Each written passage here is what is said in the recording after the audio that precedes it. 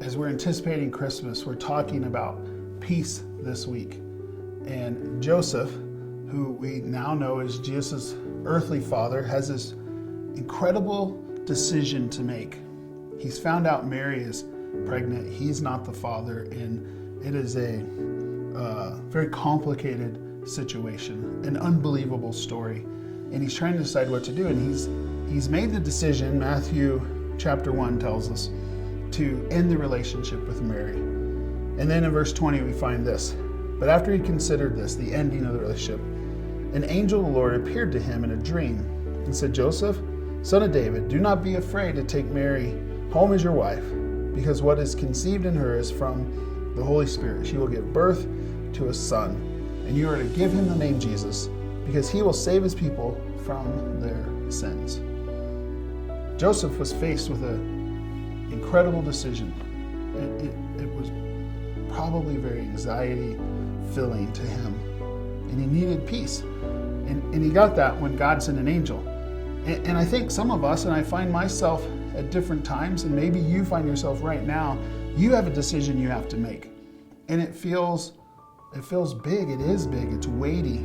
And if God sends you an angel, then you're going to get your answer right there. But he may not do that.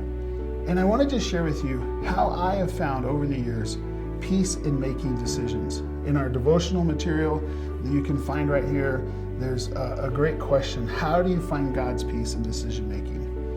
And for me, the answer has been to follow a pretty simple 5-step process in making decisions. It starts with prayer. In every important decision in our life, as a follower of Jesus, we should start with prayer. But I often forget that, but it's so important. Just pray. Ask God, what is it I should do? What is it that honors you in this? What's the best decision? To do this, to do that. And then I wait. And this is the part that's the hardest for me. It is the waiting sometimes. And try not to make decisions or to just pray a prayer once and say, hey, God, help me, and then tomorrow or within a minute have to decide. Oftentimes we have time to wait. So you should wait. You should pray, you should wait, and then ask others. As I'm waiting, I love to ask other people in my life who have wisdom.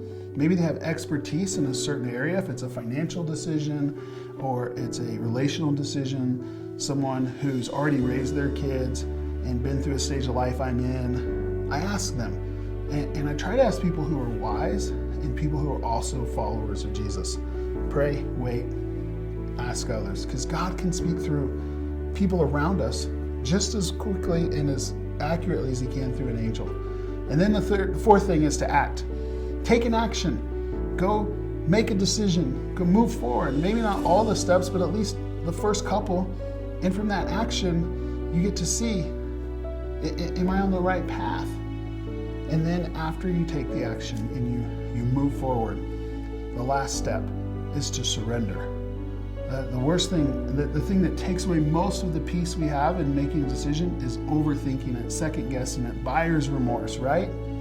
Well, if you pray and you wait and you ask others and then you take action, surrender is the power to keep peace in your heart, to keep yourself focused on God. As you make a decision, you're surrendering the results to him because his Holy Spirit guided you through this process. And if it's not working out, you start over. You pray, you wait, you talk to some wise people around you, and you act again. You surrender again. I hope this will be helpful to you. Maybe you're scared. You're anxious about a decision. This Christmas, as we anticipate celebrating Jesus, let's find peace, even in these big decisions we have to make.